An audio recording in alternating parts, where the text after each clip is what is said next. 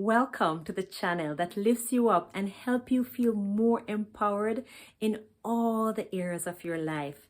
Today is Money Management Day, and I want to talk a little bit about using a financial advisor. And I'd like to find out from you, do you have a financial advisor? And if you do, why do you choose to have one? And if you don't, why do you choose not to have one? I'd love to hear from you. So please feel free just to leave in the comments below and let me know.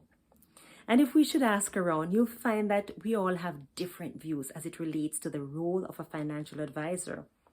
If you should ask me what I look for from a financial advisor, I would tell you that I am looking for a financial advisor that can teach me how to be in charge of my money. The truth is, we should be in charge of our money. And to do that, it's important to get counsel and teaching from experts.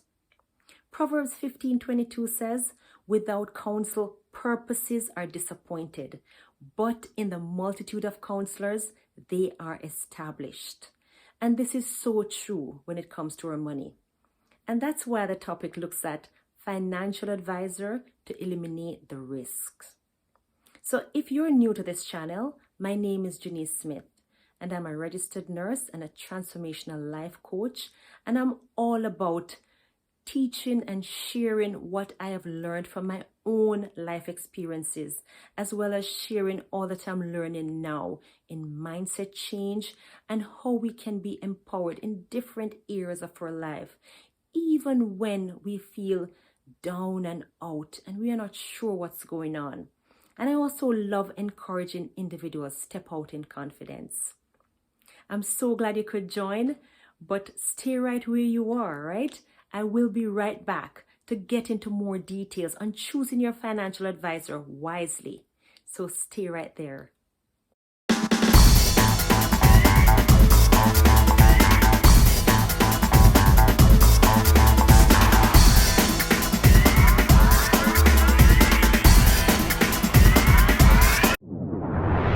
There are persons who are just naturally good at managing their finances.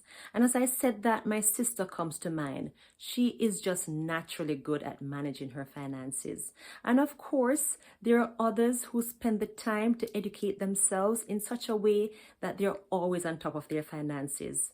And then you'll also find persons who will say, "I would like some help in that area." And that's me. And of course, the help requires looks different for everyone depending on their situation. So if you're one of those persons who need help and you're looking for a financial advisor, it's important that you choose wisely and do your due diligence. And I want to take some time just to look at some important qualities that you should look for when choosing your financial advisor so that you can eliminate the risks. First thing you want to do is to make sure that the person you're choosing to be a financial advisor is qualified. Don't be afraid to ask about qualifications and experiences. Qualifications come with certain amount of accountability. And licensed financial advisors are expected to be fiduciaries, which means they must look out for the best interests of their clients at all times, above all else, no exception. And that's what you need to look for. And if you're not getting that, then go and find it. And once you know your financial advisor meets the required qualifications of being a financial advisor, you now have to decide what are some of your expectations as you work with this person. You have to ask yourself, is an initial upfront meeting important for you? And how frequently would you want them to check in? Ask the questions. Find out if their services meet your expectations, because they may offer service where they check in once a year and you are expecting check-in once every 6 months. So discuss expectations. There may be advisors that provide ongoing support throughout the year to help with the implementation of a plan, and probably coordination with other service providers such as insurance agents if your advisor is not an insurance agent. And they could also coordinate with mortgage brokers and accountants. So ask yourself, would that work for you? Know what's best for you and what works in your best interest. Spend the time to do your due diligence. Don't be in a rush. This could be a long-term relationship depending on how complex your situation is and when you decide to take it over. Which leads to my next point, transparency. Does your advisor make it seem as if your circumstances are so complex that you could never do it yourself? Or do they suggest that everything can be simplified in an understandable manner? I have a good friend who is a financial advisor, and we were having a conversation around client services, and he mentioned that one of his clients was doing a very good job in managing a particular area in his finances. And he encouraged that client to continue doing that part of his finances because he was doing such a great job. And then he, the financial advisor, would continue the other areas that the client wants help with. And I said, that's great. And I thought to myself, that's a great quality to have as a financial advisor. And I'm sure his client not only appreciated him for that, but also respected him as well. So what I'm saying is that you want an advisor that takes the time to know you and work with your strengths and your weaknesses. And if there's an area that you want to manage, then they give you the freedom to do that. You want an advisor who suggests that at some point you may be able to take your planning needs back over if you so choose. The reality is that not a lot of persons have such involved circumstances that they would not be able to do it on their own if they so choose. And you want a financial advisor that recognizes that. And again, you want a financial advisor that's going to do what's in your best interest and not theirs. It's also important to look for a financial advisor that places a high value on financial education. And that's what I call the heart of a teacher and not a person who just wants to make a sale. Remember my last point when I spoke about transparency? Well, the heart of the teacher would suggest to you that everything can be simplified in an understandable manner and make it understandable for you, instead of making it seem as if your circumstances are so complex that you could never do it yourself. As I said before, we really are in charge of our money. So by right, your financial advisor should help you to understand the basic concepts of managing your money. You should know what you're investing in and why that investment works for you. And you should also know your particular situation, why the others would not work for you. So if someone else comes trying to make a sale, you know what to tell them, why that's not good for you, instead of just saying, well, my financial advisor said it's no good. Are you enjoying this so far? I hope you are, because I still have a few more pointers for you. But before I get to my next point, have you subscribed to this channel as yet? Make sure to hit that red subscribe button and turn on your notification bell so that you can be first to be notified of our new upload every single week. So, my next point, your financial advisor should be willing to take the time to assess where you are now by doing a proper financial analysis as it relates to your assets and your liabilities and how you're managing money and what areas do you require help in and where you want to be. And before they even recommend anything at all or before they recommend any investment vehicle, your financial advisor should get this information in the very initial stage of getting to know you. That should be their priority, to get to know you. And your financial advisor, the one that you choose to work with, should help you reach your financial goals. They should spend the time to find out about your short-term goals, your intermediate goals, your long-term goals, and truly listen to you.